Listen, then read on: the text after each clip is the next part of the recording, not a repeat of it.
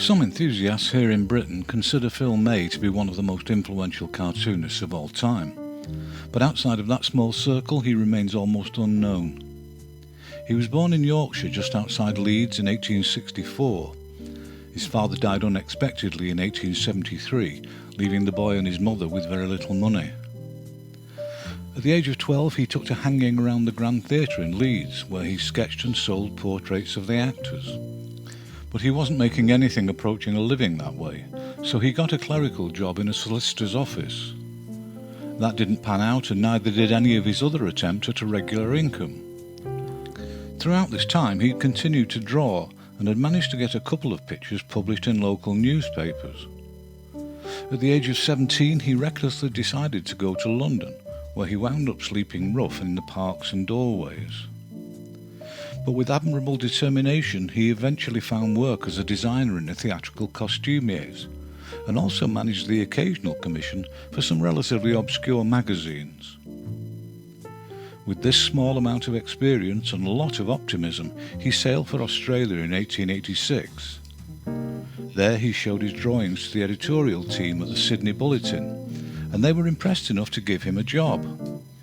But after only 3 years of regular employment there, he impulsively set off for tours of Italy and France before returning to London in 1892.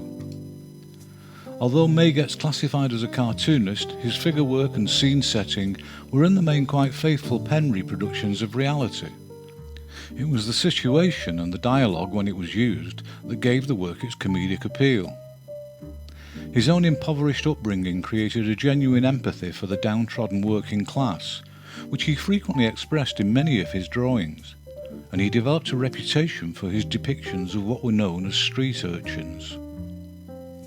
Although his line work looked spontaneous, it was invariably the outcome of observation, and however gestural the sketch might look, it would be resolved with just the right weight and stroke of pen to evoke the character, movement and emotion. May only rarely ventured into colour, but the few examples there are, such as his series of comic postcards, were hastily colour-washed versions of his already completed line work. In 1896 he became a staff artist for Punch magazine, and although he continued to create occasional cartoons for other publications, Punch would from that point on become his almost exclusive vehicle of expression. So, with a permanent position at Punch and plenty of other work to keep him busy, he looked certain to have lasting success. Unfortunately, the success he did enjoy was short-lived. He'd suffered from tuberculosis for many years, and he succumbed to the illness at his home in London in 1903 at the age of only 39. French poster artist Paul Colin is another whose place in the history books is far less prominent than it should be. He was born in 1892 in the town of Nancy in northeastern France, and at the age of 18 he became a student at the School of Fine Arts there. Unfortunately for him, he graduated just in time to fight in the First World War, and he was seriously wounded in 1916. But he survived, and once the war ended and he had recovered from his injuries, he relocated to Paris, where he tried to find work as an illustrator. The going was far from easy, but he picked up commissions where he could, and as the years went by, more commissions from more prestigious clients began to come his way.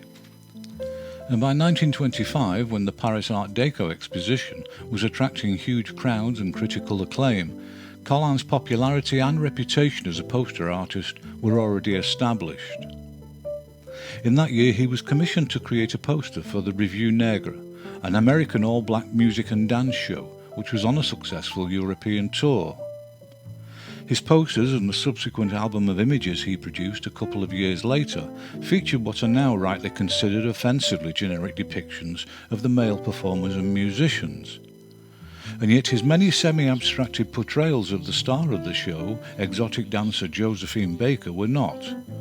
Whether this had anything to do with them becoming lovers while she was resident in Paris, I couldn't say. Despite being one of the pioneers of Art Deco even before it had a name, Colin's work was more human and energetic than most, and frequently resonated with the influence of African art in his non-representational approach to anatomy. He rarely worked in line only, although he did create a portfolio of pencil drawings with a circus theme, but almost invariably colour was the driving force behind his images. Most of his colour work was generally flat and opaque, with a range of rough shading effects, and one of the very few examples of his art I found is listed as being painted in gouache. So, although I have no real proof, that's what I would guess he was using for his posters too.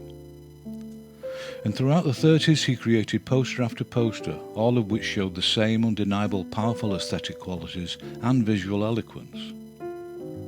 When World War II began in 1939, Colin created many posters to raise morale and encourage support for the war effort by civilians in the regions of France which had not been occupied by German forces. Following the war, there was no fall in popularity or productivity, and his modernist style endured into the 1950s and even the 1960s. By the time he had retired, he'd designed more than 1,400 posters, and Paul Colin died in 1985 at the age of 93. How I'd managed to be completely unaware of American cartoonist Milt Gross until very recently, I honestly don't know. He may well be better known in his own country, but over here he's definitely unsung. He was born into a Jewish family in the Bronx in 1895, and as a teenager he began working as an assistant to Tad Dorgan, a popular strip artist of the day, now almost completely forgotten. By the time he was 20, he had struck out on his own with his first strip, Fool Fan Fables, for the New York Journal. It ran only briefly, and after a couple of others that fared even worse, he had his first major comic success with Gross Exaggerations a couple of years later. The strip had originally appeared as an illustrated column in the New York World, and he recreated it as a distinctive madcap series of imaginative comic sequences. In 1924, his series of usually wordless, full-page narratives began appearing on a regular basis in Judge magazine, and they also helped to raise his public profile.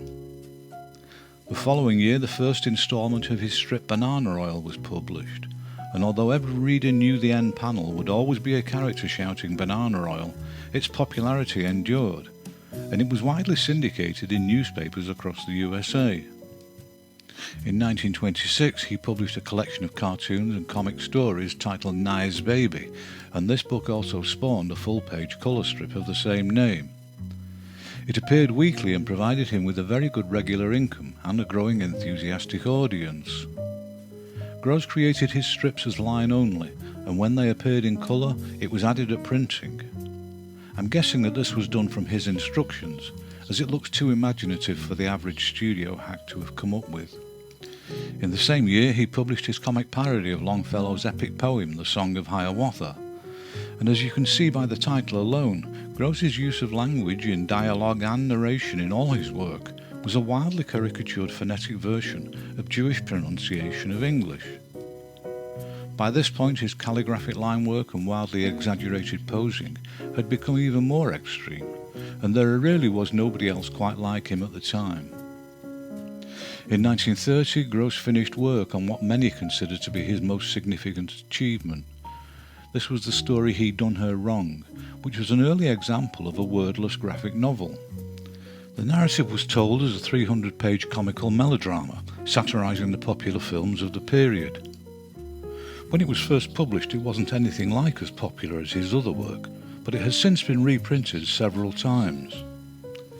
Gross began working for William Randolph Hearst Publishing Empire in 1931, and he created a new strip titled That's My Pop, which became successful enough to be repackaged as a radio show. In the mid-1930s, he collaborated with the writer Margaret Linden on the book Pasha the Persian, but generally he was most creatively comfortable as a one-man band. In 1939, he created another graphic novel, this time a fictional tour around New York, based on his That's My Pop strip, to capitalise on that year's World's Fair. Gross had dabbled in animation during the 1920s, but I've been unable to track down any surviving evidence. But there is this later MGM film, which he directed in 1939, starring his character Count Screwloose. It was intended to be a series, but only 2 episodes were ever made. During the war, his success continued with the newspaper illustrated feature Dear Dollink, which spawned an equally successful book. But in 1945 he suffered a heart attack, and although he recovered, he was forced to slow down considerably. His last book was I Shoulda Ate the Eclair, a gloriously surreal story involving World War III and a chocolate eclair, published in 1946. But creatively that was the end of the line for Milt Gross, and in 1953, at the age of 58, he suffered another heart attack, and this one was fatal.